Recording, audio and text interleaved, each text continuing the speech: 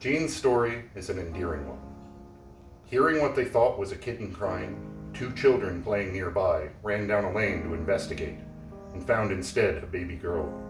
Dressed in clean but shabby clothes and wrapped in a quilt and blanket, the baby was taken to the Salvation Army home for the unwed mothers, where nurses judged her to be about 2 days old. Extraordinary beginnings for an extraordinary woman.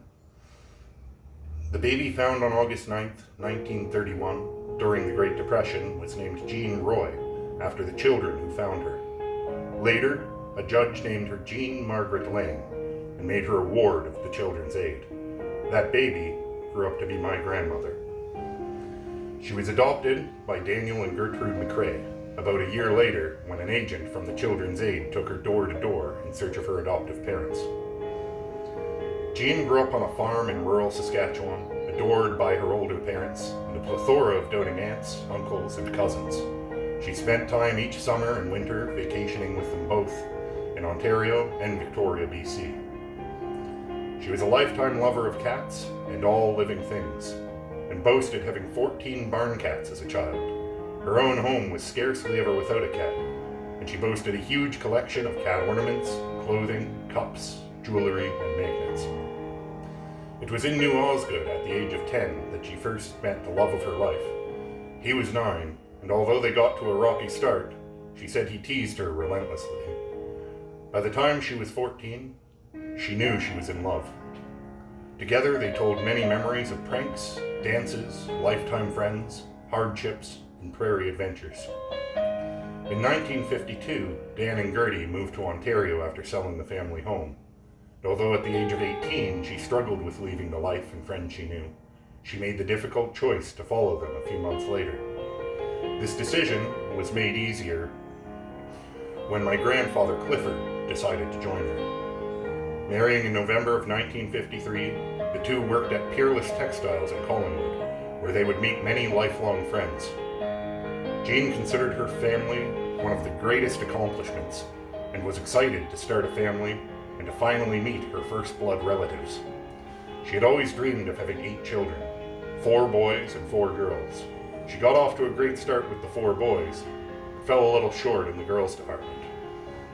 In 1968, the family moved to 325 Ontario Street, and into the home that was built by Dan McRae. Jean's organizational skills were extraordinary, and although the house was tiny, she could always find room for one more. She was non-judgmental and refused help to no one. She had many friends and could always be counted on to lend a hand, ear, a ride, money, or sound advice. One of her most memorable quotes was, "Be kind and help others whenever possible. You will be repaid in ways you never expected." Through the years, she housed hitchhiking hippies, lost souls, homeless teenagers, Vietnam defectors, a bank robber, and unknown to her at the time, even a murderer.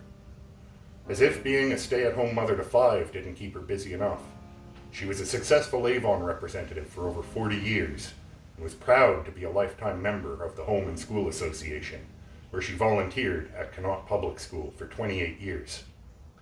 She was a very social woman with many close friends and enjoyed coffee dates, Tupperware parties, conventions, and in later years, bus trips, casino visits, and concerts.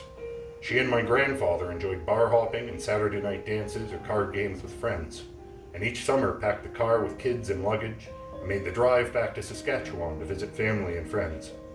Later, she fed her gypsy soul with trips to BC, the East Coast, the United States, Jamaica, Cuba, Mexico, and Ireland.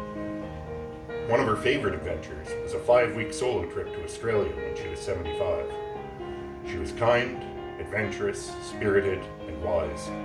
There won't be a day that passes where she won't be missed dearly.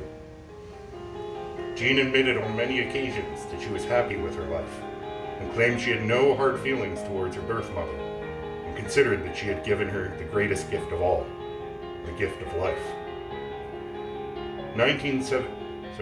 And always curious about her beginnings, she began a search in 1978, writing to newspapers, radio stations, and adoption agencies, but managed to connect. She didn't connect with biological family at the time, but managed to connect with Jean and Roy, the children who found her, managed a close relationship with both until their deaths. Jean was most proud of her close connection with her grandchildren and never refused a dinner date, play date, a visit, or sleepover. She could be counted on to attend every concert, play, school event, sporting event, birthday party, and graduation, sometimes several in one night. She was one of the few who made the time to visit me during my time in the Navy. Even though it was just shortly before her decline in health, she gave the best hugs and the very best advice, and we will be